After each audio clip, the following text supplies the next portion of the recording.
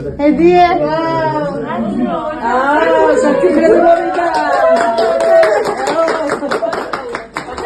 Ათი წლის დავით მეოთხე სტადიის ავთვისებიანი სიმსივნე, რბილი ქსოვილების რადიოსარკომა დაუდგინდა. სწრაფად პროგრესირებადი აგრესიული ფორმის სიმსივნე პირდაპირ მნიშვნელობით ცოცხლად ჭამს ბავშვს. სიმსივნე მოდებულია თავის ტვინში, თვალები, მთლიანი სახე, ყელი, ყურები. დიახ, ვერაგი სარკომა პატარა ანგელოზის ზვნებსა და ქსოვილებს ჟამს. დავითი ჯოჯოხეთურ ტანჯვას გადის. ბავშვი ამჟამად თურქეთის ერთ-ერთ კლინიკაში იმყოფება, სადაც მას 17 საათიანი ოპერაცია ჩაუტარეს და 2 კილოგრამიანი სიმსივნე ამოკვეთეს. ქიმიოთერაპიის და მესამე ოპერაციის გარეშე ბიჭუნას გადარჩენის შანსი არ აქვს. დავითის სიცოცხლე დღეს $51,000 ღირს. ეს პატარა ანგელოზი ცოცხალი დაგვიბრუნდება სამშობლოში თუ უცხო ქვეყნის მიწაზე სამუდამოდ შეწყვეტს ფეთქას ბავშვის კეთილი გული. ეს მხოლოდ თქვენზეა დამოკიდებული ღვთისმიერო ადამიანებო. ბავშვის სიცოცხლის წამსომი ჩართულია.